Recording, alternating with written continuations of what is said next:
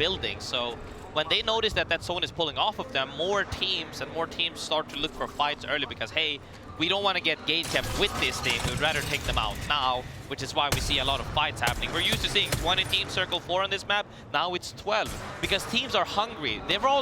We're at this stage in the tournament where everybody's warmed up. They're ready to throw their hands, and we're seeing that because teams are more and more being proactive in taking fights. Speaking of fights, looks like a fight is about to go down with Cloud9, and we'll have to see if other teams rotate in on the same side, perhaps EXO.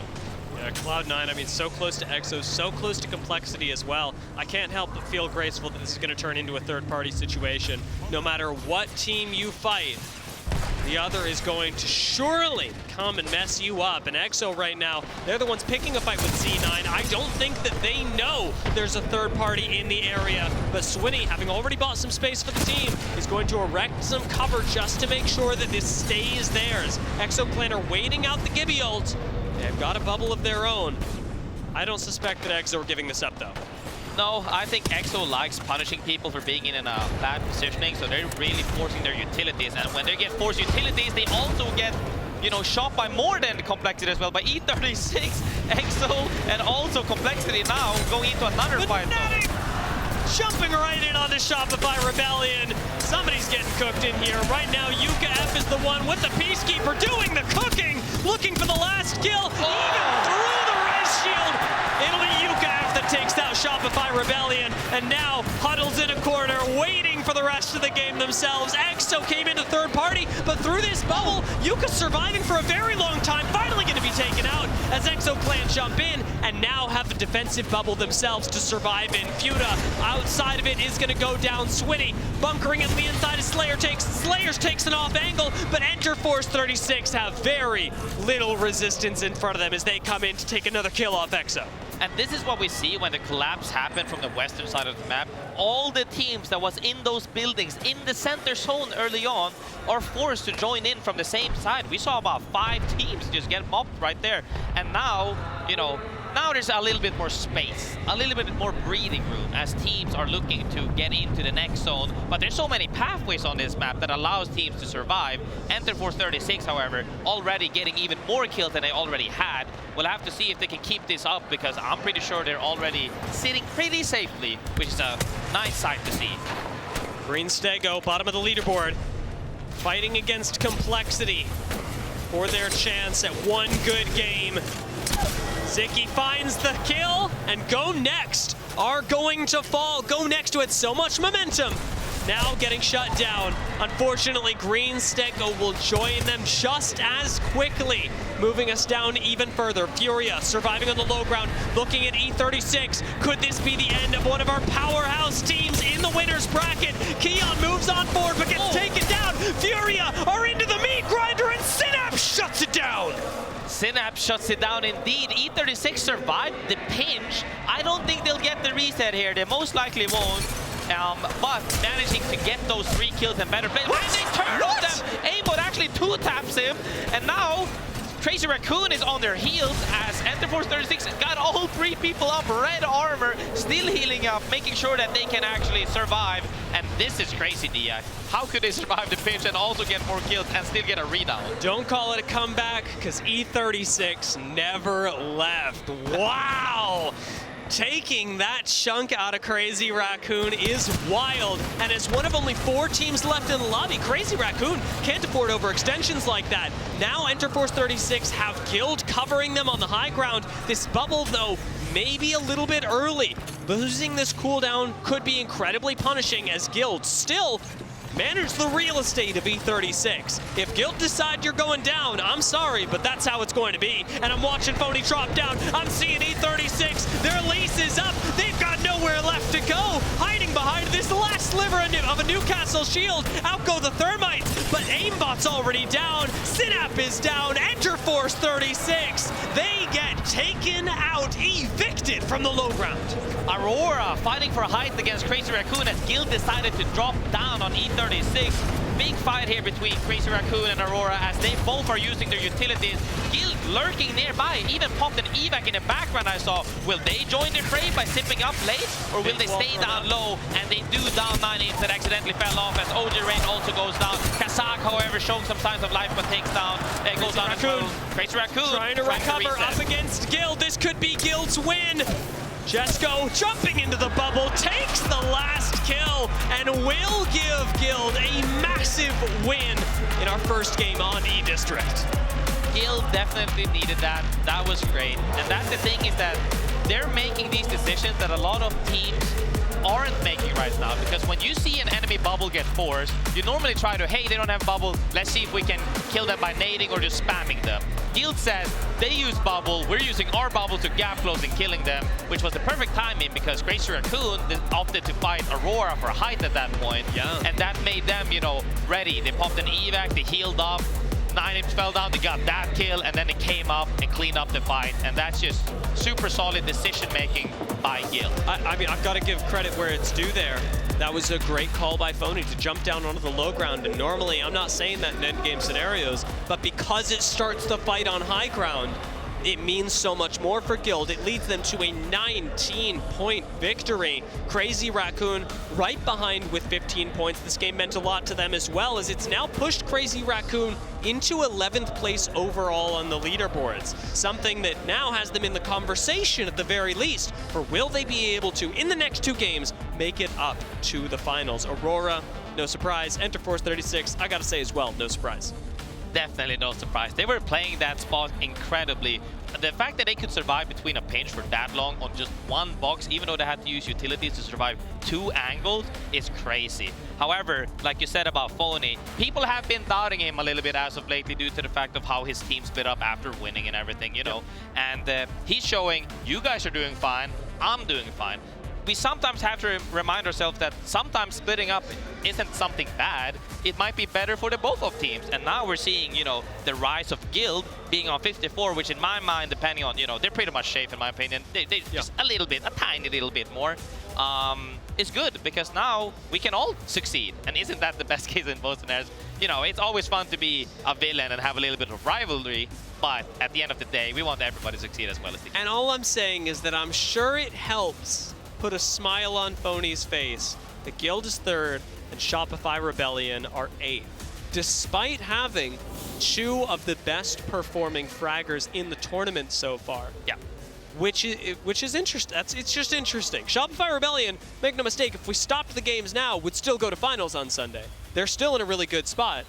But that little bit of an edge that Phony now has in the standings over his former teammates, Gotta be feeling really important, really fantastic, by the way, for Legacy and Jesco as well. Guild was not a team that was performing poorly at the previous playoffs by any means. In fact, they were really praised for their game plans, their zone play. This version of the roster only seems to have bettered almost everything about itself, be it time, be it slightly different meshing, be it a little bit of a different game plan, whatever it may be, that secret sauce behind the scenes is turning into a Guild that is a force to be reckoned with on Sunday. Yeah, most definitely. And it's also the fun, as you said, you know, teams are changing up and we're seeing success out of many different teams. And I think this also lies with the fact that different metas, you know, boost other people's individualities in a way that some can succeed better in certain metas. And I think a lot of these success stories that we have, we've kind of shied away from this whole just get 2 rollers with SMGs to now we're seeing the people that are better at perhaps handling their legends, you know, their abilities, their legends, their decision making in terms of like how do we bubble fight properly. Those people are now succeeding, which I think is good because being good at a game at a specific time and place is there's a different skill set in another meta, and seeing all of them is really nice. Yeah, there is plenty of ways that people are always changing, developing, improving, and making us go wow in Apex Legends. But some people that make me go wow are over on the analyst desk, and so I'm going to hand you off to their very capable hands between these next few games. Thank you, good sir. I was wondering how you're going to bring that together. Dia Graceful, great cast, and we'll continue to see you on as we have more games to go. Welcome back to the analyst desk. My name is Rain Day, hosting alongside Jamerson and Jayhawk and Urice, who Hello, guys. we haven't seen on an ALGS broadcast in quite a long time. You know, I mean, I remember summer circuit days with you competing, and now, you know, I want you to help catch everybody up. Where have you been? What's been going on? I know you have a huge Japanese audience. Talk to us. Yeah, it's been like, yeah, it really has been a long time since I played like competitive.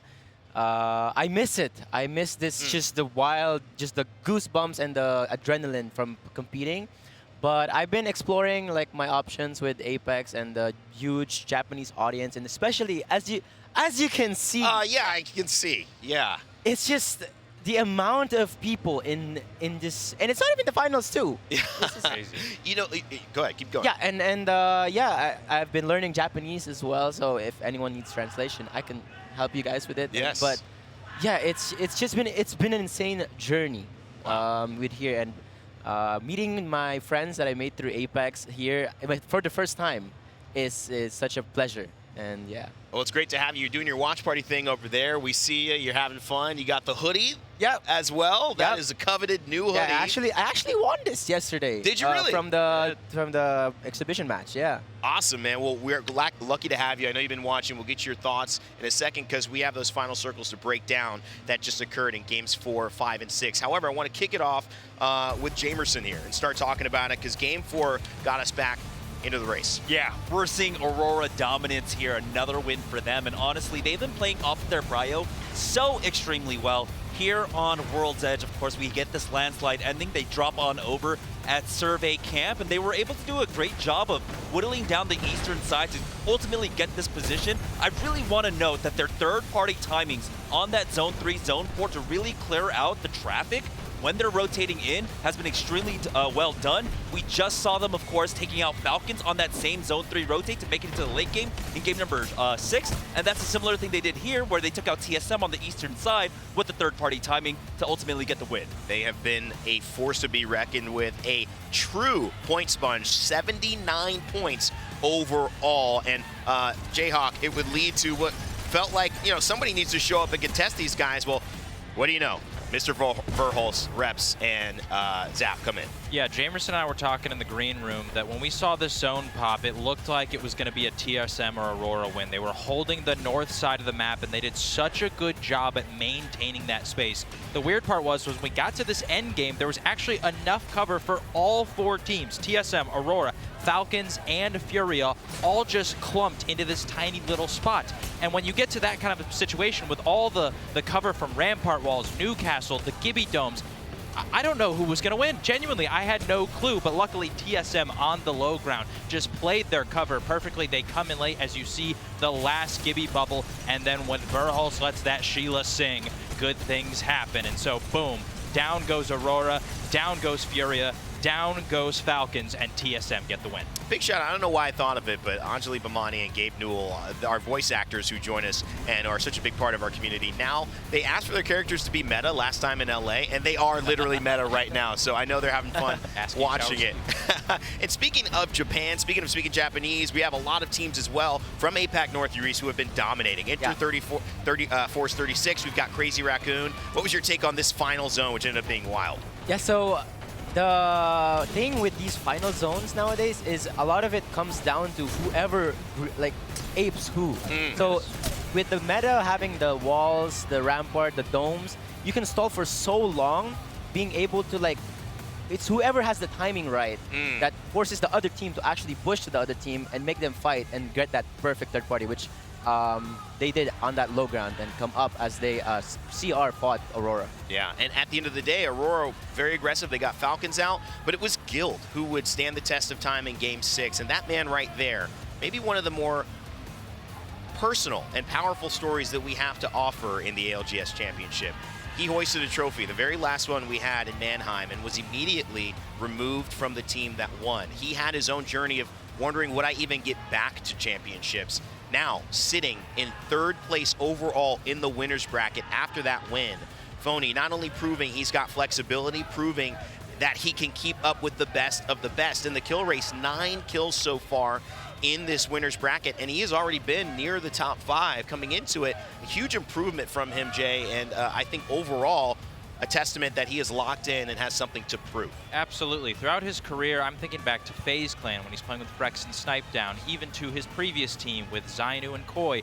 He was never putting up huge numbers. He was not the fragger on those teams. And obviously, I mean, when you're playing with Zainu and Koi, it's kind of hard to, but he was never the one that was having to do that work. With this new guild roster, all 3 players are obviously having to, but we've seen a massive improvement in terms of his output in fights, and I really do think that's incredibly noteworthy because it's putting Guild in a position like we see here on this leaderboard where they're going through to the finals with ease. Jamerson, what catches your eye? Highlight or low light here? What are you looking at heading into our last 2? Again, we had a lot of high expectations, Fnatic definitely being one of them. Yeah. Currently in 18th place with 17 points overall. This is the lowest points average they've had across maps in the series. And it's weird seeing, you know, the Giants fall in the home stadium right now, and hopefully, you know, with 2 maps left to go, they're really going to have to ramp it up. Luckily for them, though, they're sitting at about 20 points, right? And our cutoff yesterday was at 41 in the lower brackets. Yeah. So there is room for them, but they need to really get it together. I think they were really thrown for a loop those first 2 initial games up against Team Liquid, getting caught out by them twice. Yeah. And then from there, they never really bounced back. But, you know, that was 6 games ago. So hopefully now they can actually do it. That's the benefit. You've got 8 games. There's a long time between those early mistakes and what's happening now. But for Fnatic, a team that we expected would do well, but did even better than expected, winning the first game in Japan, they have now kind of lost a bit of steam. 2 games to decide if they can make it. But the benefit is, Yuris, we have teams like Aurora and Interforce, even Guild here, who are taking so many of the points that 31-point threshold, that's really just one big game from Fnatic, and they are already in the top 10. Yeah, I completely agree. I'm thinking if Fnatic gets a good early fight in this next few games, getting that momentum to keep them alive for the entirety of the games, I think it'll set that pace till late game. Since a lot of these teams, especially the top teams that are inside this winner bracket, there's a lot of them placed inside that zone. So getting that fight outside the zone and getting that isolated fight can set you for the pace throughout the entire game. I want to know something now, just because we have you before we start turning it back to these 2 games.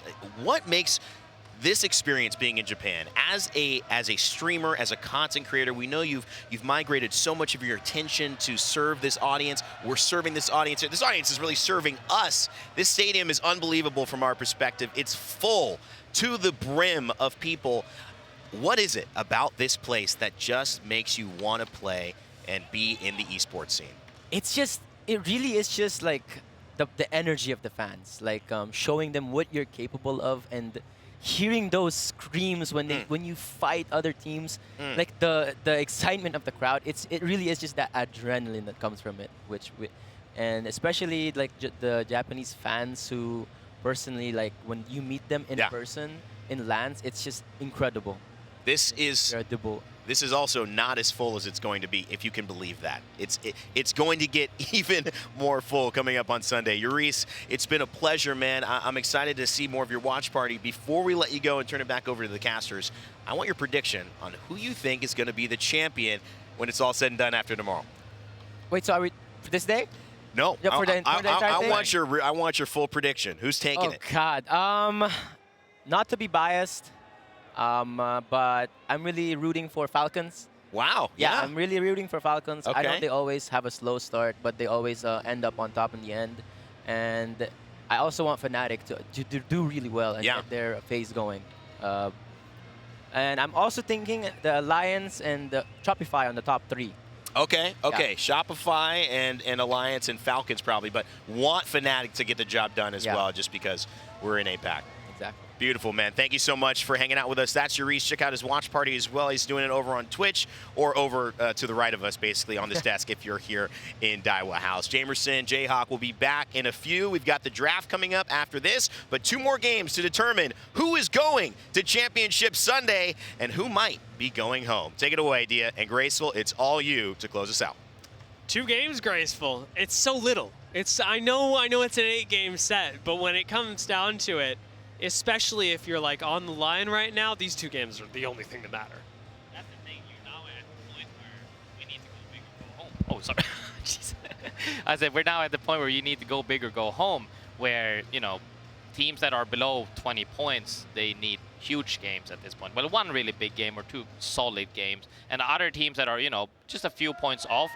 We saw yesterday FaZe die on 20th when they were almost out and they just made it past. You never want to be in a scenario where you die early and your results of making it through is dependent on how the game goes when you're dead. Yeah. You never want to get there. So hopefully these teams can wake up a little bit and take it into their own hands, you know, like Yuri said as well, perhaps by taking isolated earlier fights than just going straight into endgame, because it does end up being a little bit, I wouldn't say full RNG, but a little bit RNG to the degree that which team, if there's 3 or 4 bubbles, who pushes who will decide who actually get those kill points, because the 3Ps are most often the ones that get the kills. Yeah, I mean, and there are just scenarios where you don't have a lot of power. I'm thinking of Enter Force 36 last game. Yeah. Enter Force 36 didn't have a lot of power. They got pushed by Crazy Raccoon, and it was amazing. We called it out that they were able to repel that push.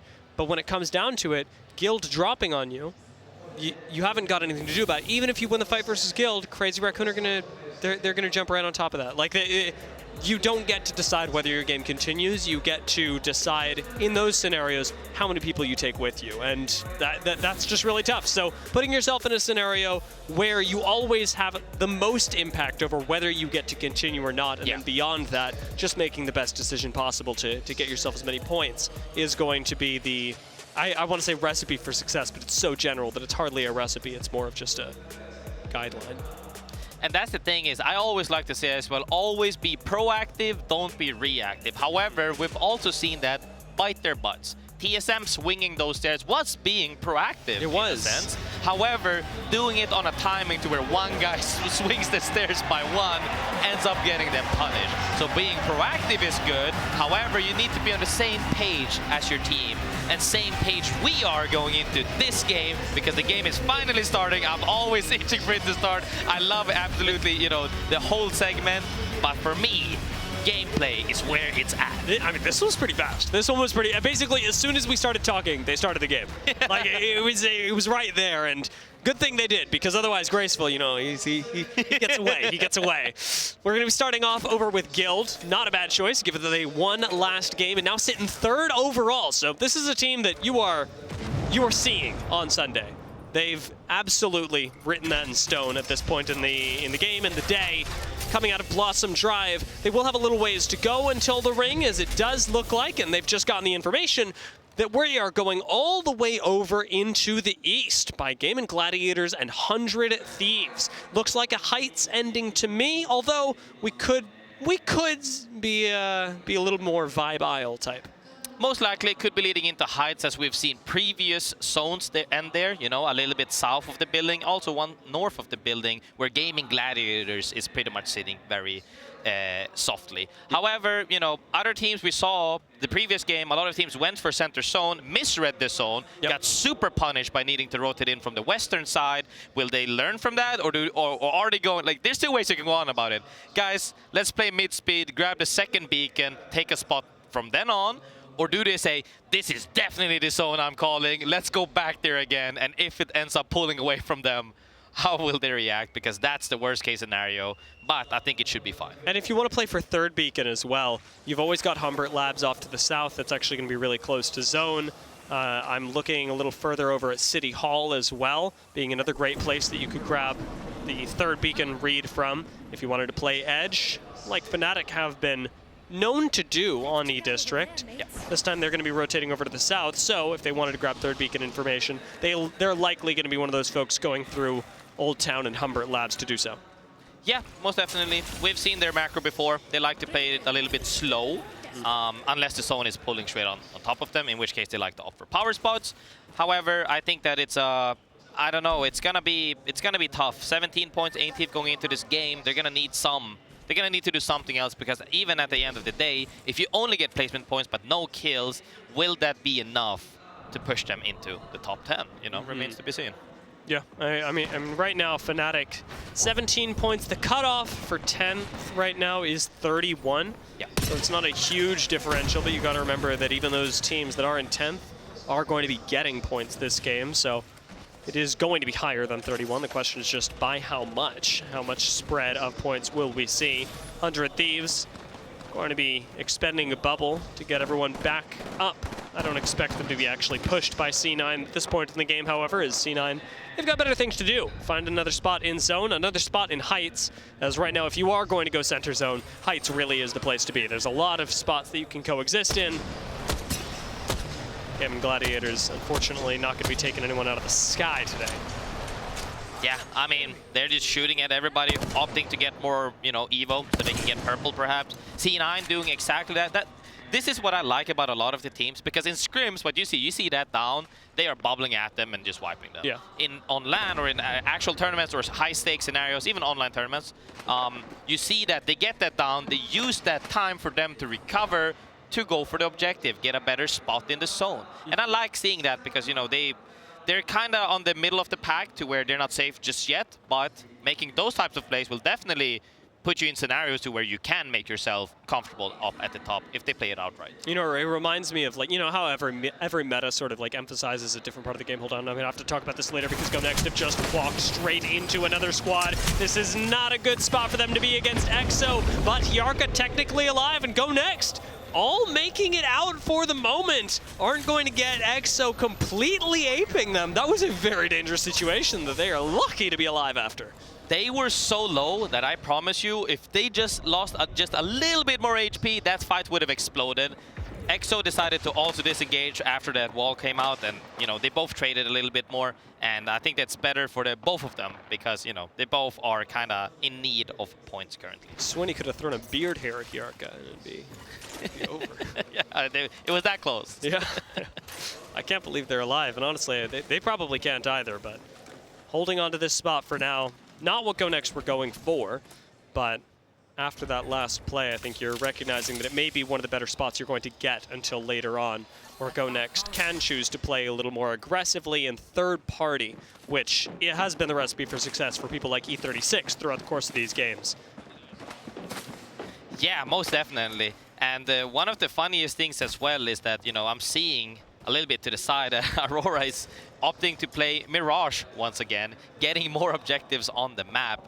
And yeah, playing super slow like always. Some teams, you know, like we said, your secret sauce for the recipe essentially is that some teams have been working and they don't need to change anything up, which is what we see from some teams. I keep saying that, you know, they have been switching things up from center zone to maybe mid-speed. Some teams haven't done anything. It's been working. And sometimes that's all you need to do. Just keep staying disciplined and keep exercising those, you know, what you did in Scream is now working. Aurora on the map, like I said, look at where they are. One is top left, one is down below, and they're just stacking objective points because that's their playstyle. I remember playing with them in a tournament where they say, Grace, all we have to do is get purple armor and we can win any fight. And when you have that mindset, which they have shown in this lobby, you know, that's rooting for something good to happen, and I like that. I bet if they could drop at 3 different POIs, they would. Yeah, probably, yeah, they would. They would. I mean, with how easy it is to get your teammates back into the game in this meta, with being able to craft them so easily. And even more so. Yeah, I mean, the speed of mobile respawn beacons as well. It's just, I mean, you've got so many options. Right now, I have no doubt they'll be able to group back up. Ooh, look at that. Area still technically in between them. What am I looking at? A little bit south. Anti-436, Noctem Alliance as well, all looking very close to each other. Something could be happening there. Bamboozles as well. Mirage with 50% more foozles. Have not seen that one actually, because when I'm in game, I'm kind of locked in. But yeah, teams are finding each other on macro now, because now we're getting to the point where all those teams that went early are still in the next zone. So no major macros or even micro, depending on how close they are to the next zone, has to happen just yet. All the other teams that are on edge, however, are starting to sniff each other out or see each other now at this point. So I am expecting a little bit more action to erupt as Circle 2 closing, or perhaps a little bit later from that. Yeah, a lot more squads are going to be aware of where Noctem is rotating in from. Noctem, again, definitely a team to keep your eyes on. They're a very scary squad on E-District and have taken out a lot of unsuspecting squads so far. However, off here in the north, Shopify Rebellion and Liquid Alienware. Two teams very interesting for different reasons today. Liquid Alienware have been super deadly, but they got taken out last round. So I wonder if they can turn things around this time. Shopify Rebellion, on the other hand, super deadly team in the group stage, but much, much quieter now that we've hit the elimination rounds. And that's kind of also the thing, is that a lot of people like to jump to the conclusion, oh, you know, they're washed or they didn't have a good blah, blah, blah, but there's only so many teams that can pop off, right? Yeah. When you have 3 teams dominating the lobby, not everybody can do that, but they were sitting, you know, at 8th right now with 34 points. They might have been quiet, but they've been racking up points. They're almost there. So all they need is that a little bit of a push straight in, and I would expect them to move on into the next round. It's okay. I didn't believe Lace when she said you were washed. I showed it as well. Hello. Liquid Alienware set up on height right now. Remember, still do have Shopify Rebellion behind them, so if they didn't know it now, well, they know it before. If they didn't know before, well, they know it now. That's the way that that goes. That's how time flows. Now, with Green Stego in front of them as well, Team Liquid are going to have to, in a way, fight both teams should Shopify Rebellion rotate this way, since Green Stego will be looking for a third party should the opportunity present itself. Meanwhile, Guild, who are actually sat in a pretty good spot in zone, have got lots of cover, plenty of space, but I wouldn't say a fantastic position for the late game yet, mostly because you can't really say that yet. We don't have the data to know whether Guild are going to be in a power spot, but what we do know is that it's flexible, and that at the very least will benefit them. Yeah, and that's kind of what you opt for as you go into these games, is that you, like, it's very rarely, like I always say, you should never lock, like, unless you know where the zone is ending, never lock yourself, like, remove your options where you're only locked into one thing happening. You want to be in a spot to where, like, if it pulls south, we can do this. If it pulls north, we can do this, and react accordingly. As we see Knock as well. Everybody's just waiting for the next zone to fully close, but people are also showing their teeth saying, hey, I know you're also waiting, but, like, don't think about anything, because you never know when people start triple swinging with bubble at this point, and I like that. They're staying aware. Going to be about showing presence as Remix Powers does eat a Gibby ultimate for a second.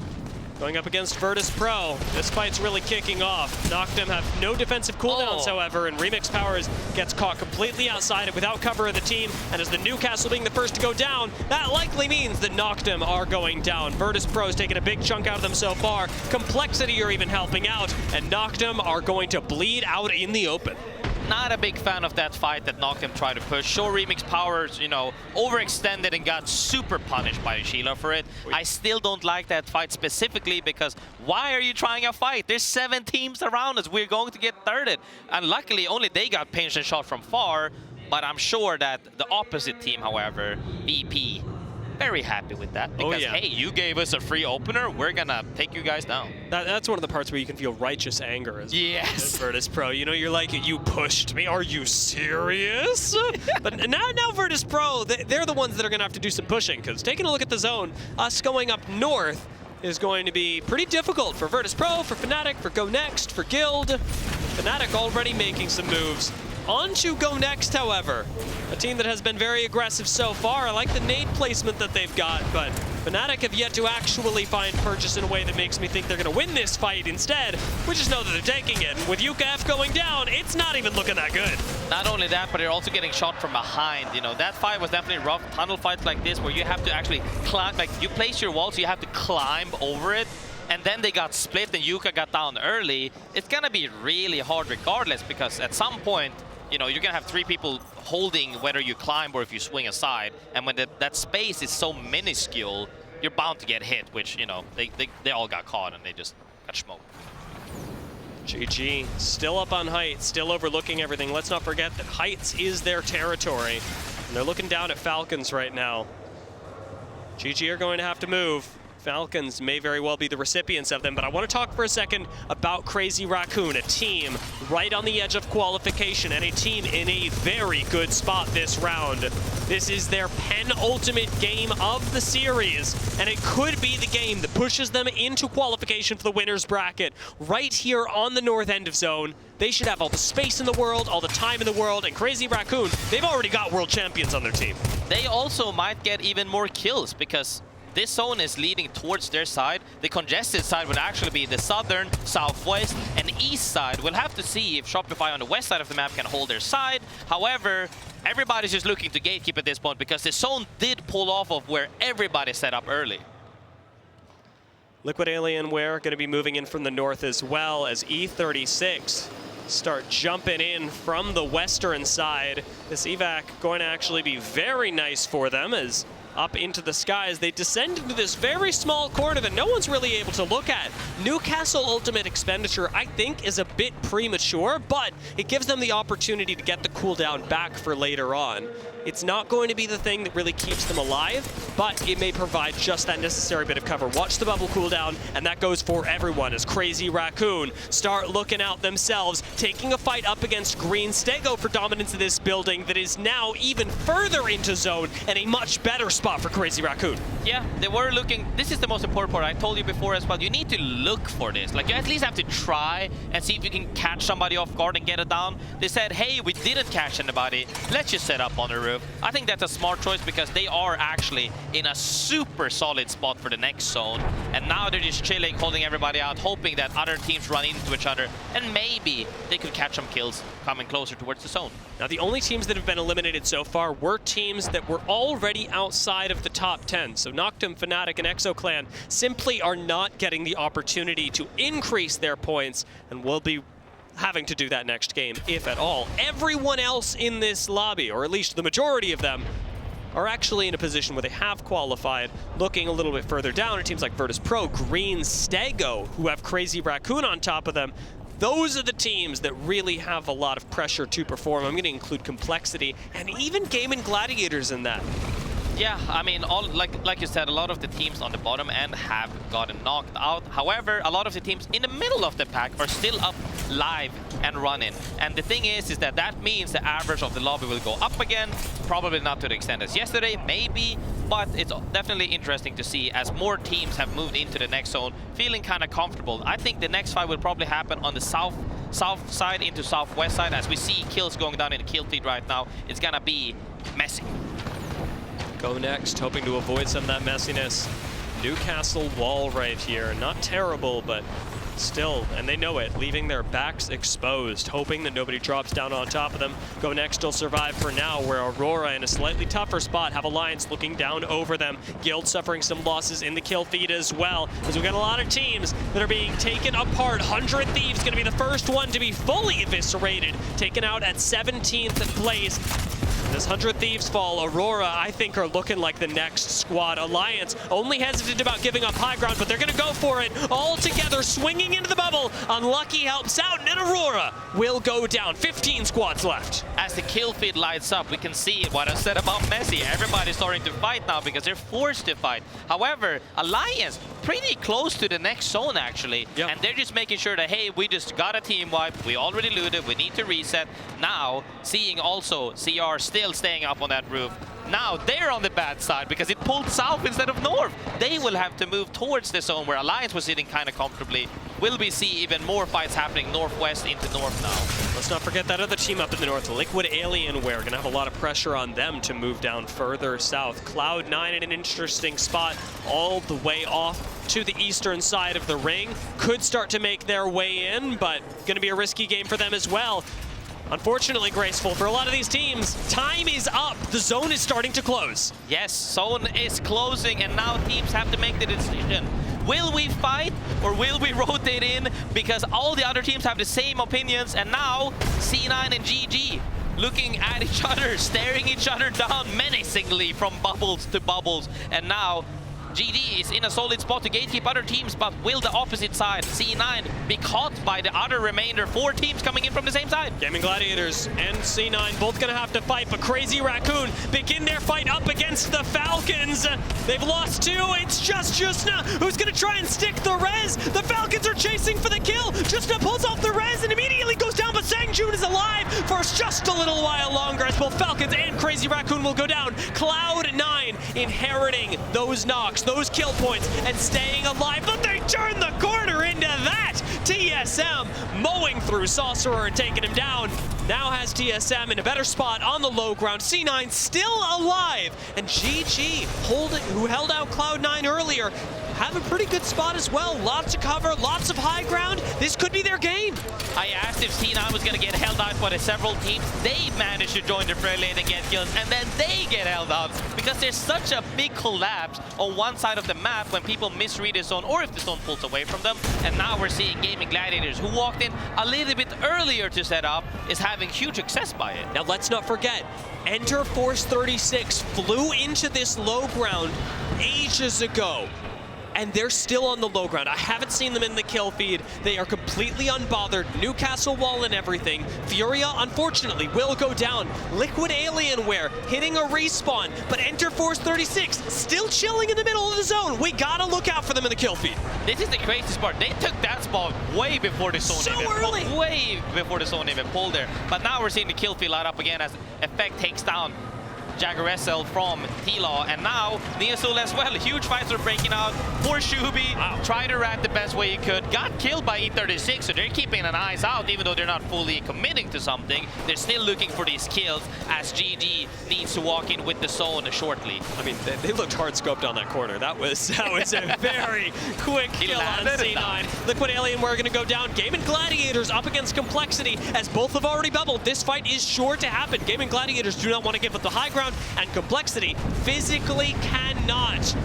Bubble's gonna go down soon, and it's just going to become a free fire fest as finally Enemy whips out the Sheila. Blast's doing exactly the same on the other side. Lufka slams on Complexity. The slam comes right back from Complexity, but with light on the flank, Complexity get taken down, taken apart. Gaming Gladiators owning the high ground. E36 collecting kills on the low ground as well. Remember, they've actually just wiped a squad and have a catalyst wall letting them reset.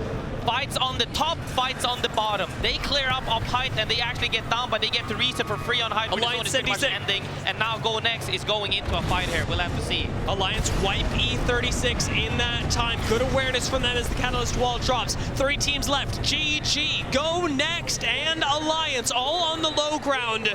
It is just GG up on height who need to force these two teams together. Can they find a creative way to push Alliance and Go Next together? Do they even have to? Go Next take the high ground. They cannot hold on to this. Bubble for a second though.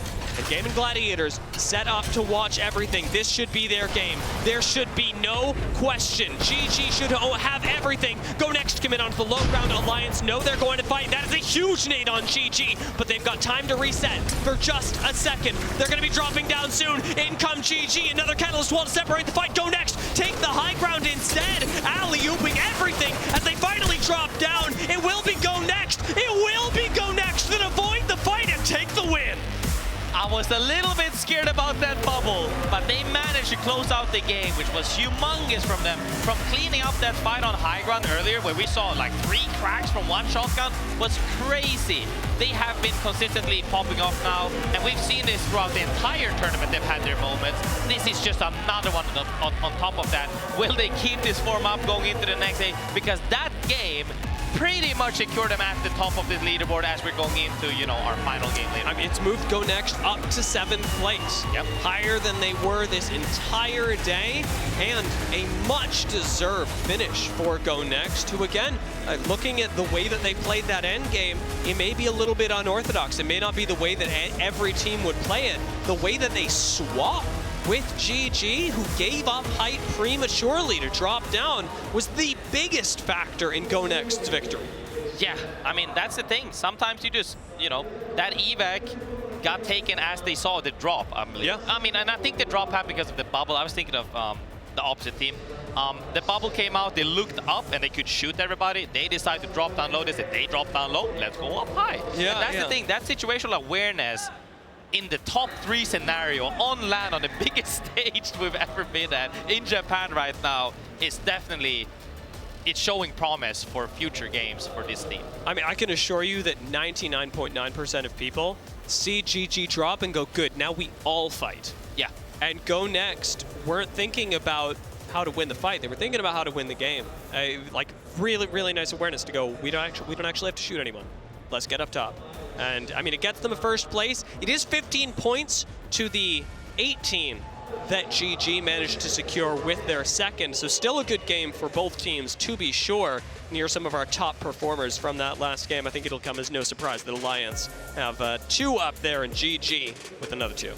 Yeah, and I mean, not only did that pretty much secure other teams, Alliance also got secured by that game, I would like to believe, now on 55. We see 79, 78, 55, 55, 55, 44, 42, and that's pretty much where we can assume the cutoff will be at, around top 7 currently, where Go Next is sitting at. Depends on how much it moves up, because if it comes down to yesterday, where, you know, teams that are at that stage die very early, then it becomes scary. But I think we'll have to see, because this, like I said, this map, a lot of teams are staying alive rather than on opposite side maps. Is yeah, I think it's gonna be fun. I always like these last games because they're the most exciting ones. Oh yeah. Oh, like this is where it really comes down to the wire.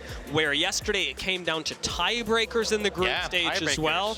There is a lot of pressure in this last game, and a team like Go Next, who just managed to secure a win, are, I would say, safer than some, but not safe by a huge margin. 42 points when the cutoff for 10th is currently 39, where 11th holds 35 points. Go Next are, at times, a high-risk team. We saw them almost be taken down in that game by ExoClan. We've seen them take really early fights with TSM, and all these things are risks that they're taking. So, knowing now that they're in 7th, I do wonder whether Go Next's game plan will significantly shift, or whether they'll continue with that same style that we've come to love Go Next for. I mean, Uchako and Hyarka, you talked about it. I wouldn't say that they're a stylistically very different team than they were a couple of years ago. Yes, they may have changed IGL since we saw them in Raleigh, but this is a team that has been doing the same thing for a very long time. And so I do wonder whether E-District, this last game, will bring us something different. What is certain is that it will bring us those folks that are going up to Championship Sunday. A lot of excitement to look forward to, and we'll see you in a few.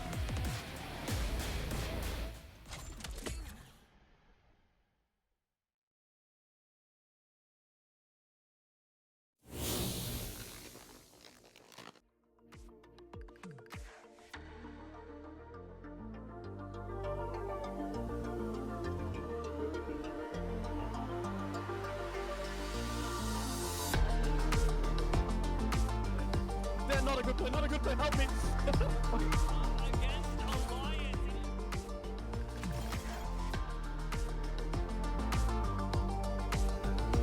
Coming in from empty. You're on Mate. Strong.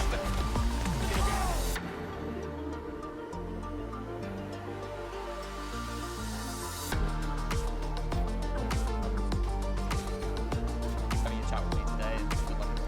Thank you.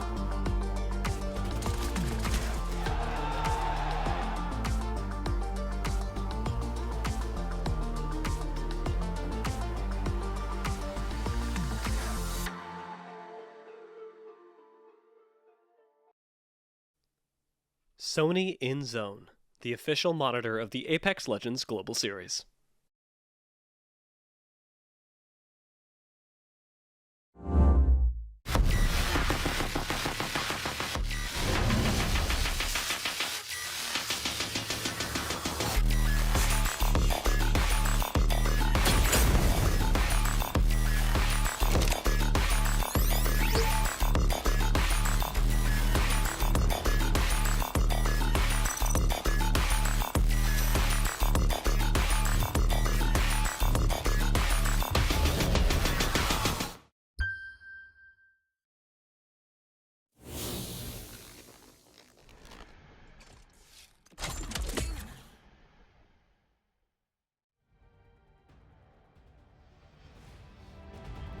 Welcome back to the ALGS here in Sapporo, Hokkaido, Japan, where we've got not only the best players, but the best cosplayers in the world.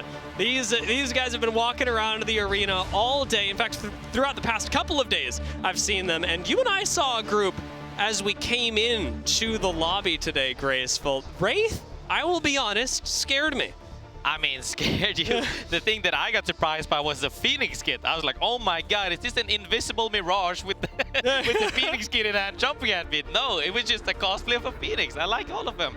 Very well made. I could never imagine even having the creativity and talent to pull that off, but they all look very beautiful.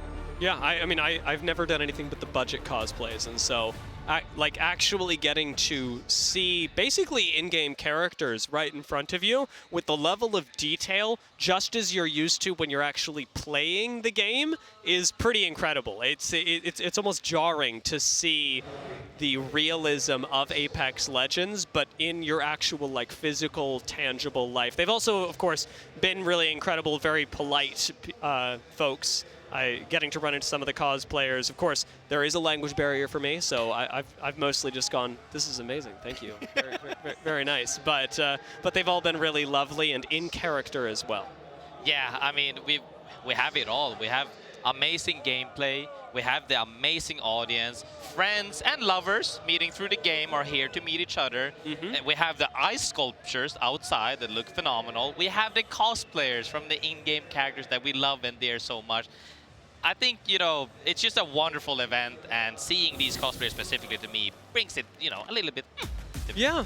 I mean, with the ice sculptures, with the cosplayers, and with the, of course, ALGS that's happening, while everybody from the community here in Japan gets to meet each other, it is an incredible check of the game that has brought us all together, because while we are here to celebrate what greatness looks like in this game, at the very same time, what's happening in the stands, I mean, people aren't just hanging out with Phony the whole time. People aren't just talking to Hal or, like, I don't know, speaking with Sang-jun, you know, texting him on the side going, hey, I hope you have a great match. Like, they're here because, yes, these players are amazing, but because the people in the stands next to them are just as much. The people in the stands next to them, those cosplayers, for example, are reasons that we keep playing the game, because they are passionate about the community and they are here to make sure that everyone has a good time, because that's what they'd want for the people that enjoy this game just as much as they do. Now, for the game that is actually about to happen, this is the last game of the first round of the winners, which means that the teams that are in the top 10 at the end of this game will be moving on to Championship Sunday. Those teams that are in the bottom 10, they get the stick. This is where you would move down to Elimination Round 2 and risk your very life in the biggest land that Apex Legends has ever seen. So E-District, yes, she has been kind. She has given teams a lot of opportunities to succeed, given us gameplay that we've never seen before on LAN with some of the best teams. But now, E-District is here to both give and take away. Give and take away indeed. Some of these teams are looking to fight early, some of these teams are looking to fight a little bit later. However, we're all here for one thing and one thing only, getting that dub at the end. And we've seen some teams succeed in, you know, taking earlier fights, but I don't know. Will we see it now? Like you said, some teams are right at the cusp of making it into the finals. And now, will they change up their strat? Do we do what just worked right now? Or do we play it a little bit more safe by going perhaps earlier into the zone? It's those squads that are much lower down that are going to really cause a fuss. Teams like ExoClan.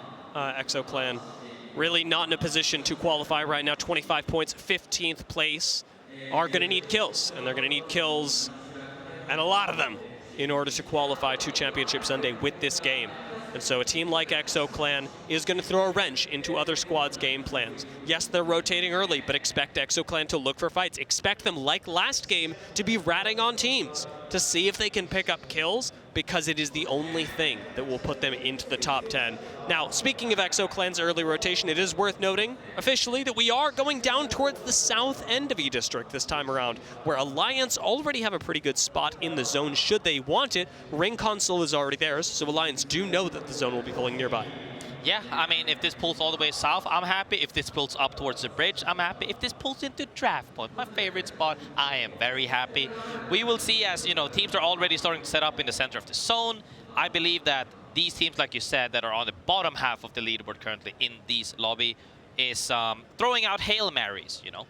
Shopify Rebellion and Fnatic already actually getting into it. Fnatic 18th place right now, so another team that very much needs the kills. They're going to double swing out onto Zainu, but doesn't look like they actually do enough damage. Instead, they're getting a lot dealt right back at them, and a lot of utility being used to unseat Fnatic. Shopify Rebellion do not want to mess with this. I mean, I talked about Hail Marys. We already saw like 5 Skynades and Fnatic trying to change, getting Skynade 5 times, and now they're opting for Skynades. Everybody's throwing whatever they have in the inventory at the other team, because now it's do or die. Doesn't think I do. That was close. That was close. Shopify Rebellion playing a good defensive game. But crazy, it's Crazy Raccoon that go down. Team Liquid Alienware are out for blood. I mean, they were sitting not that comfortably before. They're definitely not sitting comfortably now. No. You know, it's gonna be, it's rough. Shopify, however, decided to opt to go out. They both tried, and I think they both used about 10 nades, and they say, hey, let's go our separate ways, and we'll maybe meet each other in endgame. And just to clarify, that will mean that Crazy Raccoon are fighting out of Elim round 2. So, very risky place for them to be. Unfortunate, but Liquid Alienware are the benefactors. And Liquid Alienware at 6th, I wouldn't say needed the points, but it's certainly going to help cement them into Championship Sunday, which seems to be their biggest goal right now. A Liquid Alienware that, yes, started the group stage a little bit slow, has really come into team fighting form, especially here in the winner's bracket. Now Fnatic having already lost 1. This is Meltstera that fell to Shopify Rebellion. Zainu striking back. So Fnatic will likely be losing not just the 1 for now, giving up the point, but not giving up their lives. They did decide to disengage and then re-engage. Now Fnatic needs to go to find another spot to reset at. And yes, as you said, CR is now officially in the lower rounds too, where they will be fighting for the tournament life. However, teams in this lobby are still fighting. A lot of these teams are still fighting to make it into the finals championship on Sunday, whereas other people are really trying their best to make sure they don't go down into loser 2 as well. Yeah, I'm putting Shopify Rebellion like really right on that line. Yeah. They're going to be very happy they collected a point because they're sitting in 11th right now. A reminder, guys, that the cutoff is 10th. So every point really mattering for Virtus Pro. That could not be more true. 20th place, Virtus Pro need all the help they can get. They need sweet baby Jesus is what they need. Yeah. They're on 20th with 10th right now. They need to drop a humongous bomb because now, I don't even know, 12 points for a win. That puts them at 22. If the cutoff ends up being being 40, let's just say that to be nice, that means they need 18 kills. And now we're at the stage where, can you drop a 20 bomb like we saw, you know, earlier in the series? I don't know. It's definitely hard. Not every team can pull it off, but if they want to pull it off, it's right now. For Virtus Pro, it would have to be a record-breaking game. Like literally something we have not yet seen in this championship. And I'm not going to put it too far beyond them. I mean, we've seen some crazy stuff from this roster, but perhaps nothing that completely wild, at least since the start of this LAN. So it'll have to be a very different look at the roster. Now, Furia, certainly a team that is not safe in their position just yet. 9th place overall. And Go Next, definitely not safe right now. I mean, their spot is good, 7th, but losing most of the health on Izzedan cannot bode well, and Izzedan's going to go down as well. Nobody there to res Izzedan, so Falcons jumping right on top of this are looking for the kill. Yeah, I mean, Falcons is still lurking for kills because they're also on that cusp of qualifying into the next round. Now, they got a pick, but they didn't get the thirst, I believe. And they're chasing it down, but they got to reset. Now it's going to be a little bit harder because they're kind of on that same pace as other teams are right now, where people are actually opting to play not nearly as much in center as we saw previously. They're still looking for Izzedan, or they were for a moment. Seeing that Green Stego were here, though, I think it's a good call from Falcons to disengage. Go Next have been trying to disengage for a while, and now that they've made it work, they will have space from both teams that don't want to risk committing to the fight, getting third-partied. I mean, especially Falcons. There's already a lot of pressure on the team. They're sitting in 10th right now. They're right on the bubble. If Falcons overcommit, if Falcons drop down to Elim round 2, you already know the internet's going to have a field day. Oh yeah, feel the hint. People are sometimes hoping for you to do well, and sometimes people are preying on your downfall. That's just how it goes when you're that good and people are, you know, wanting to see you either succeed or fall. Now TSM do go down, they do fall. Sitting in 5th place overall, however, that they are more likely to be safe than others. Yeah, most definitely. Sitting at 55 will put them most definitely in the upper bracket. And I feel like TSM hasn't been talked about that much because, you know, they're always kind of under the radar, but they're always up top, like they're always putting up good numbers. And we see that 55 points is not bad at all. Making sure they go ease into the next round. I mean, they have easily been TSM. Not to talk about them too much after they've died, but they've easily been, in my estimation, one of the best in role across each of their respective roles, be it Rampart, Newcastle, Gibby. Yeah. The anchoring from reps today has been impeccable, and Verhulst's Rampart has given me a lot to work on. Yep, as we see as well on the minimap right there, teams are now, you know, they just got the knowledge of, hey, this is where the next zone is going. People are opting in to go in, but E36 still in a bubble fight here, going into VP, trading 2-for-1. They take out Enter Force 36. The 20th place team moves up to 19th and eliminates one of the monsters of this lobby. Now Enter Force 36 are safe. They're safe, they're But safe. this is big for Virtus.pro. This is a good momentum shift that they've needed. They've been on, you know, at the absolute bottom. Hopefully they can climb their way up top. Is it too late? I don't know, but this is a good start. It is. They've already gotten more points than their average in the course of these games. So Virtus.pro, I mean, yes, it would be impossible, but especially now they've taken out Enter Force 36. We got to acknowledge how cool it would be if they're able to make something work now. Falcons, not a lot of space to work with, but they found a spot in draft point to hold for now. Though it may not be the safest place, at least nobody's sending them. Yeah, I mean, these buildings in the water are not really that much fun when they're pushing your building, but since people are just opting to hold their spot rather than push people for power spots currently, it is fine for them to stay here. They can stay here for a little bit before they gotta move on. Other teams, however, have started opting a little bit more outside of draft point towards the south side, where we saw, you know, the likes of EXO was earlier. They're still in the center zone. Furia, however, looking to gatekeep people walking in deeper because they want to see if they can catch somebody off guard on rotate. Fury is sitting at 9, could use the points. Zero's gone down. If Furia eliminate Falcons, they make their own spot so much safer and likely push Falcons down to the lower bracket. But they're very scared of giving up their spot. They're not going to need to. A Zero, at the very least, will be full thirsted, and Howl to follow immediately. That's 2 big kills for Furia, and they could, I remind you, could eliminate Falcons right here. They're